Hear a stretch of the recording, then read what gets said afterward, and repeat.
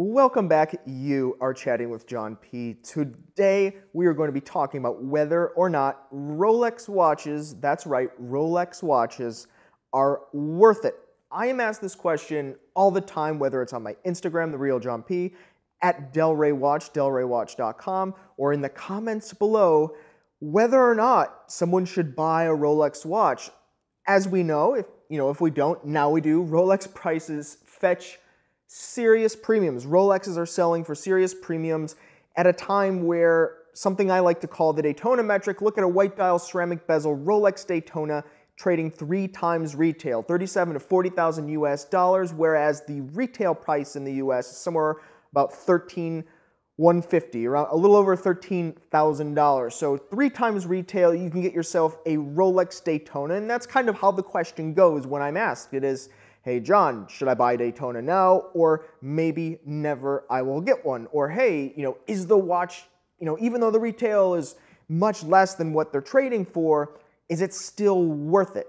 People want that validation sometimes of, yes, go ahead and buy the Daytona. And I'll say, we haven't had one in quite some time. At Del Rey Watch, we tend to stock watches that are great deals. Sometimes, we do take watches in on trade or we acquire them. But generally speaking, with these Daytonas and some of these hotter Rolex models, the prices are going up because dealers are paying more for them, and the prices keep climbing, and people shop them around, and they'll shop them to 10 people, and then the highest dealer gets it, and then that dealer has to price the watch higher, so as the entire market kind of climbs slowly but surely as the pricing keeps going up, and that's where we see it. So that's generally not something that we're participating in, but we see this happen, and I study it, and I look at the numbers, and I think the Daytona metric is a really good indicator of where the rest of the market is going. So I do look at it, and I talk with so many people about it, and I think we can approach this question, not even just the Daytona, but let's speak in generalities here of the Rolex, modern Rolex as a brand, whether it's worth it or not. We can approach this really 2 different ways, and I think, there's other types of collectors, but I think that if we can kind of break those into kind of 2 different tranches of people that are looking for a watch that's very high quality, and maybe the branding is not the most important thing, or maybe it is, but not as much as having a very high quality watch.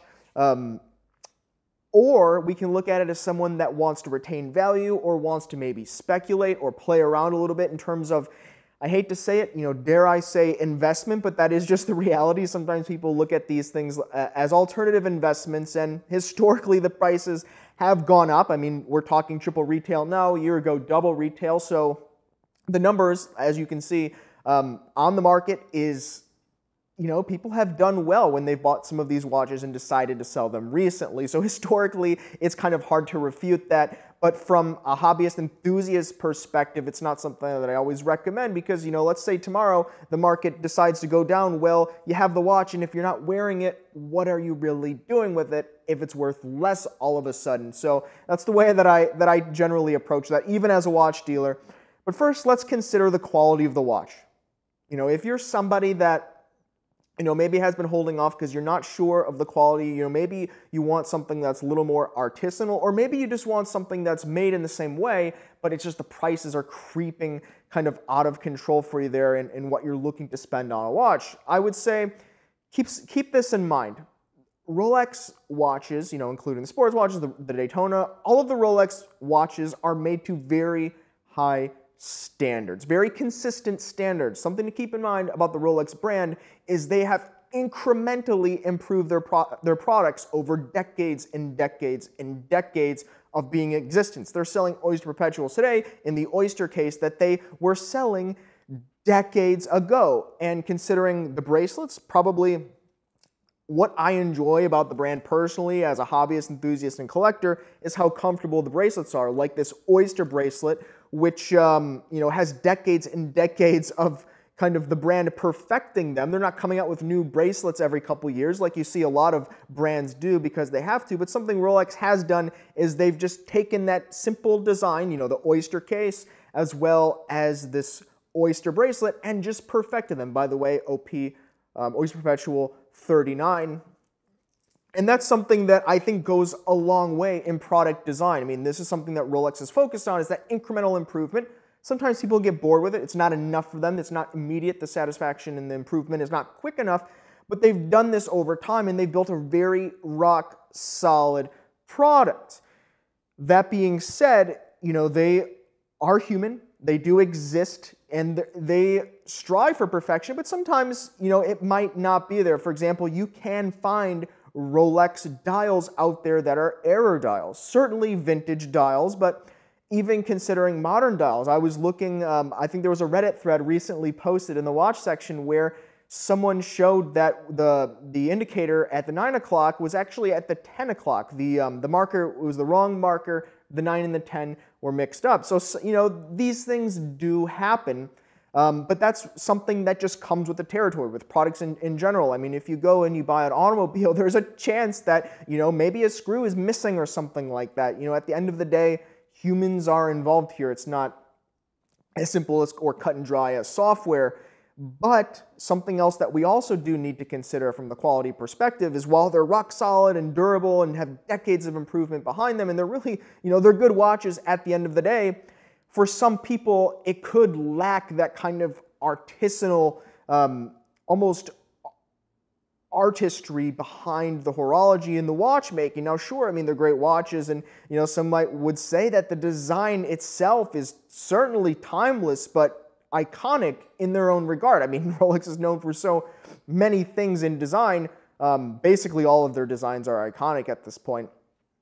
But what you don't get is you don't get something that was fully constructed by hand, by human, every step of the way, whereas something like, getting into like a Voutilainen or an FP Journe, obviously tooling is involved. But when you get into something that's a little bit more interesting, a little bit more artistic, something that is held to a different degree. I mean, you can see that Rolex watches just don't really have finishing on the movements. I mean, you can't really see the movements either, but that's by design. I mean, they want something that's consistent, rugged, durable, rock solid. You can get it wet, with the Oyster cases and not worry about it, and something that's going to be timeless, remain, and be a luxury brand, whereas, you do have these horology, these enthusiast brands where they're making things to the highest degree, all the different mixtures of finishings, and that's just a different part of the watch industry. And so when we consider, this question of whether or not Rolex watches are worth it, I mean, you can look at the price point. I mean, I think at the retail price of something like the Daytona, just over $13,000,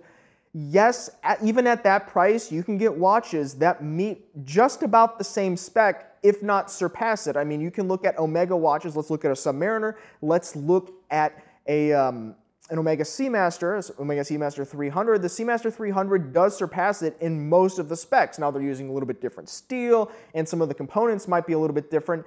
But if you look at the specs, and I've done video, the Seamaster is closer to the Submariner than the Journe is to the Submariner. You know what I mean? It's a certain type of watch that is not necessarily for those that need to have every finite detail done to the utmost degree, the polishing in the undersides of the screws, things like that you might see in even Patek Philippe, but that's to be expected from a brand that produces between 800,000 to some even rumor nearly 1 million watches, especially with their new factory going to be coming online. So if you produce, 1 million watches a year, how many polishers, hand polishers would that take, or how many master craftsmen would that take to hand assemble all of these watches?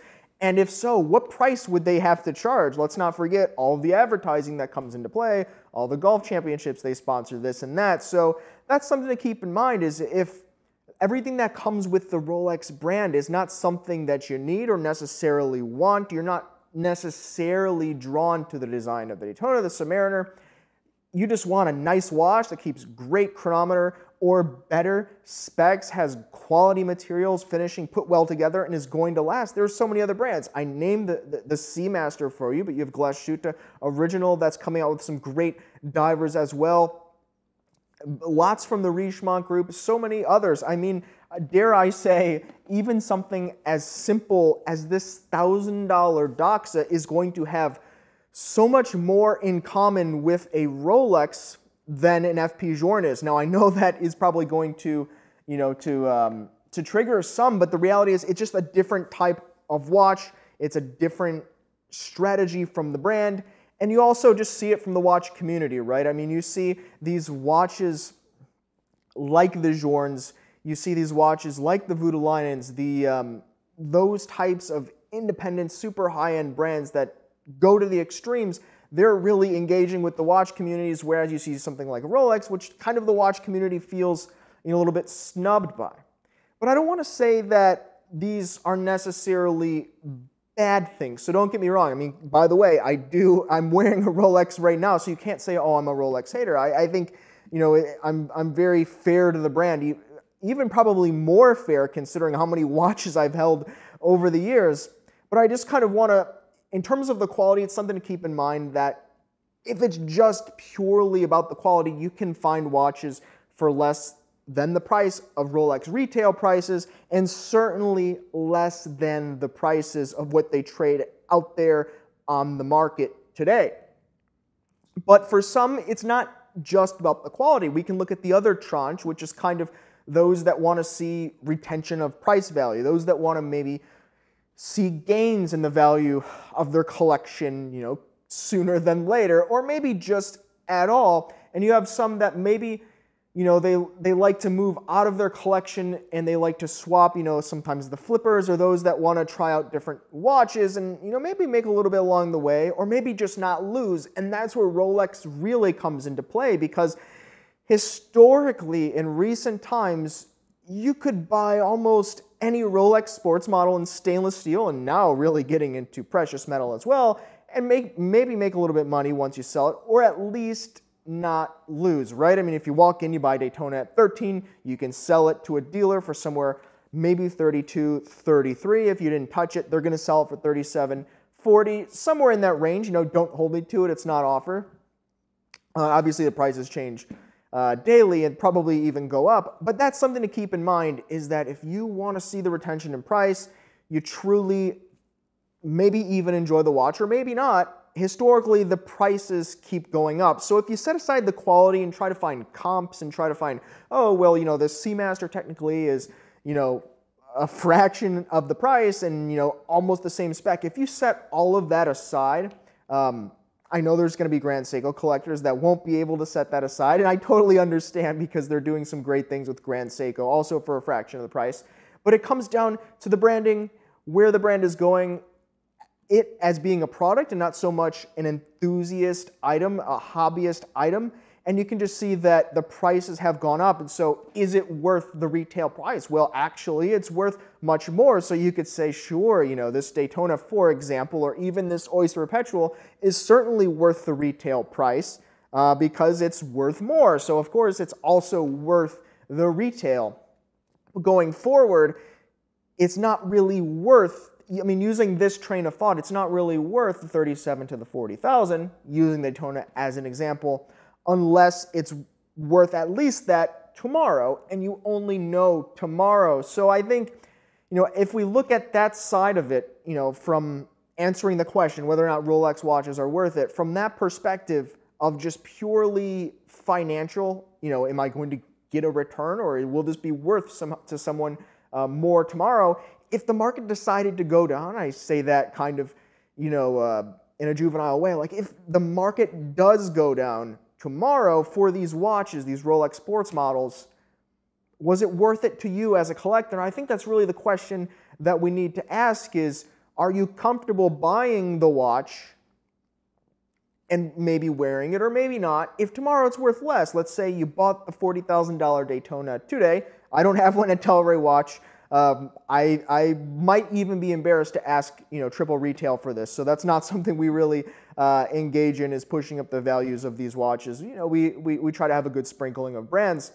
But tomorrow, let's say Rolex bumps up their new factory, and now, they produce a bunch of these Daytonas, people get them in the market, maybe, there's some job losses out there in the economy as well, and so maybe the demand goes down, and now it's 30,000, but you were the person, the collector, that bought it for 37.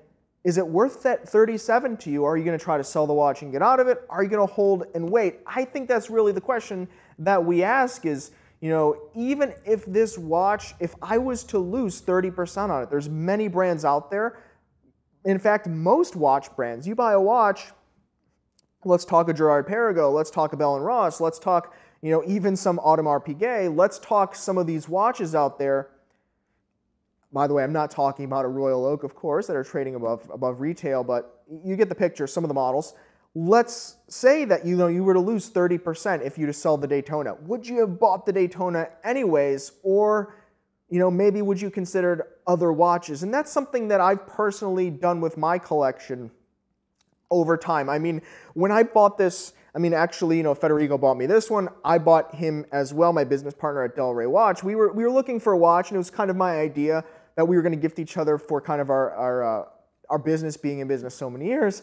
And I thought, what watch is very unlikely to go up in value? I truly wanted a Rolex watch that wasn't going to go up in value, that wasn't going to increase in price. Now you're thinking, John, that's crazy. But no, let me explain. I like to wear my watch. If you saw the condition of the bracelet on this watch, all the dings and nicks and dents and scratches, it's because I truly wear it. It's in the sand. I'm taking this in the water, in the pool. I'm really exposing this to everyday wear and tear. Whereas I do have, some watches in my collection now that have increased in value more than this watch. And I feel like I don't want to wear it because I do like to wear my watches truly without feeling like I'm encumbered, feeling like I have to take special care of this thing because, it's a bank account, right? If you were truly walking down the street with a bank account over your shoulder, you might be a little bit more cautious. You might, keep an eye on it. You might be thinking about it a little bit more. But if you were walking with just an empty bag on your shoulder, that would not be the case, right? And so when people, when I personally like to think about my watch collection, I want to wear my watches. And it turned out that this, this red grape dial, the dial that no one wanted a few years ago, all of a sudden, people really want it now, and it's they're trading a few $1,000s over what I paid for it. I'm still wearing it because I really do enjoy it, but I really did try to choose the watch that wasn't going to go up in price, and that's something that I've learned both as a watch dealer and as a watch collector, is to not just necessarily look at it in terms of is this going to be worth more, because the reality is, if the watch, let's say that Rolex produces let's say that they produce this watch for $1,000. I think they can do it. I think Rolex produces this probably under $1,000, but maybe $1,000. They probably have some expensive robots that are delivering some of the parts to parts of the assembly lines and things like that. They are mass producing them at scale, so they're using a lot of parts and movements from other models. Let's say they produced it for $1,000. I think it's a little bit less, but $1,000. The retail price was $555. Now these are about $8,000, I believe. That's a serious markup. That's a serious markup. So once again, if you look at it from purely the specs, probably not worth it. But I like the watch. I enjoy it.